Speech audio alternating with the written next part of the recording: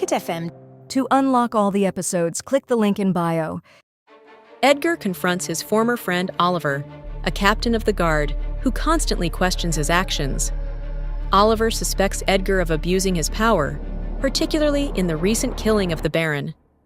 Edgar presents evidence justifying the killing and dismisses Oliver's concerns. Despite the tension, Oliver leaves, but warns Edgar that he will be watching him closely. The encounter leaves questions about Edgar's true motives and the potential repercussions of the Baron's death, especially with the Baroness seeking answers. Had Edgar truly acted justly in slaying the Baron? And what of the Baroness waiting for an explanation, her grief surely burning with a desire for vengeance? What happened between the two of you? You two used to be such good friends.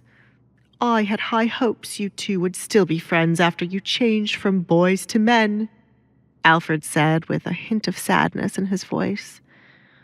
Of all the young men Edgar became acquainted with, Oliver was one of the few he viewed as Edgar's friend. I cannot answer that, as Oliver was the one to end our friendship without any explanation. Now he goes around running whenever he hears my name as he looks to throw me in jail. Another pain in the ass I must deal with. Send a bottle of alcohol to the empty bedroom on the second floor to the left of the stairs, said Edgar. Are you truly going to spend your wedding night in separate rooms? Your bedroom has been set up for the both of you just like you requested. Even if he wasn't the best father, he still was her father, and the Duchess will need to be comforted. Do not share separate rooms tonight, Alfred advised Edgar. He imagined the emotions Alessandra was going through now that she was alone in her room. I am not the best when it comes to comforting someone. I will check on her for a moment, but we will not share a room tonight. Do not ask me about it again. Edgar knew what Alfred was trying to do, but they both agreed to no feelings. It was better that way. What was the point of getting married to her then? You could have helped her without getting married to her. You were so adamant about not getting married and wanting to be alone. Can you honestly say there are no feelings involved? Asked Alfred. There are no feelings involved, Alfred. I barely know Alessandra. Enough to marry her, Alfred interjected. What is your reason behind this? She simply amuses me. My family is constantly on my ass to get married and have a child. Out of all the women I have come across, none have amused me as Alessandra has. She wanted freedom, and I wanted the marriage offers to stop. We both got what we wanted, and we are fine. Stop expecting something more and prepare for tomorrow. The news of my marriage will spread like wildfire. Yes, young master. Alfred once again gave up. He didn't know how he would handle two young adults who would eventually bottle up any feelings they had because of the contract. They already agreed to be married forever. Why not just toss the contract out the window if they are getting along so well? Alfred wondered. Young people these days and their relationships. Meanwhile, as Edgar walked up the stairs to go to the second floor, he decided to not check up on Alessandra. He already asked her what she was feeling, and she was not in need of being comforted based on what he saw. Edgar was not going to force Alessandra into talking about her father's death. Alfred thought Alessandra would be crying alone in her room, but quite frankly, Edgar believed she didn't care about her father's death. She was the one to give her permission for him to be killed.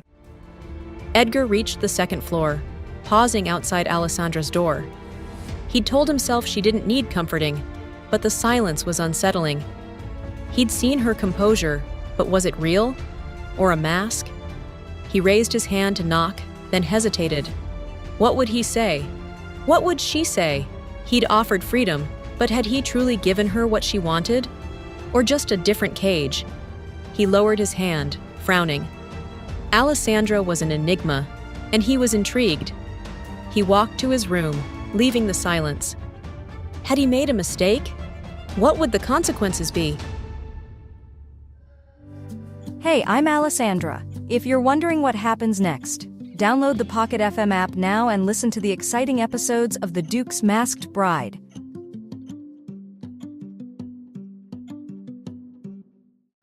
Edgar, despite claiming indifference, is troubled by Alessandra's silence after her father's death, which he orchestrated. He questions whether their arranged marriage, meant to be mutually beneficial, was a mistake, and if he truly understands her or the consequences of his actions. Had he made a mistake? What would the consequences be? He'd offered freedom, but had he truly given her what she wanted, or just a different cage? His bathroom is huge, Alessandra commented as she looked around Edgar's bathroom while she sat in a tub of water. I could fit 3 of my bathrooms inside of here. Did one person truly need so much space? Edgar's wealth had no bounds, as even his bathroom was enough to make anyone jealous. Though Edgar had wealth, it didn't seem like he was the type to flaunt it.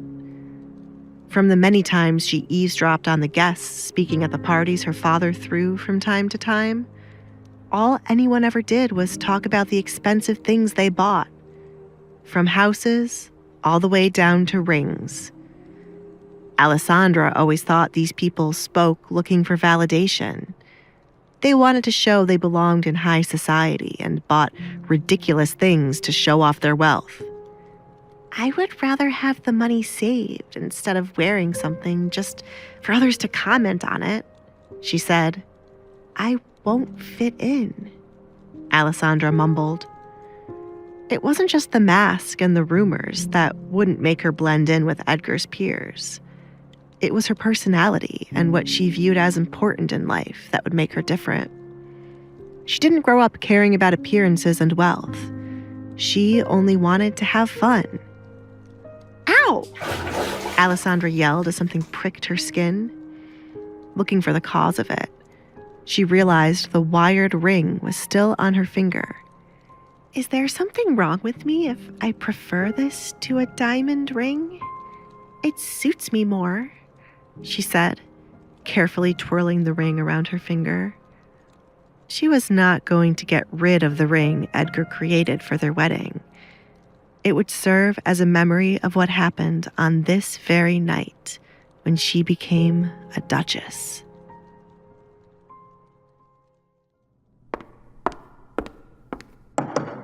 My lady! Alessandra's eyes slowly opened as the faint sound of someone's voice could be heard in the distance. Why is someone here so early? She muttered, drifting back to sleep. My lady! Yes, Alessandra replied, opening her eyes once again at the sound of someone's voice. They don't normally come so early. Where? She paused as the unfamiliar sight of furniture greeted her. Alessandra sat up to look around the room she was in. Oh. Her memory of last night suddenly came back to her. I am at the Duke's home. My new home. My lady? Right. Give me one moment, Alessandra said to the person at the door. She had to crawl to the edge of Edgar's massive bed. It was another thing she did not understand why one person would need. An entire family could sleep on the bed and still have space. Does Edgar sleep in some kind of weird position for him to need so much space? She wondered. Alessandra, now a duchess, awoke in the opulent bedroom of her new, unfamiliar home.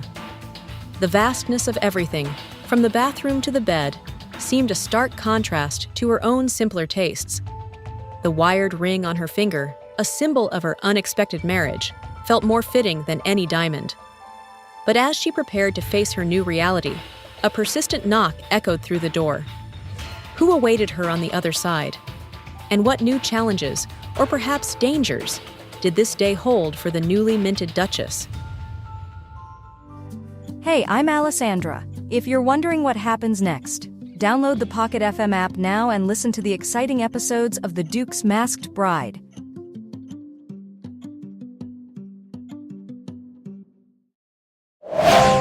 Pocket FM. To unlock all the episodes, click the link in bio.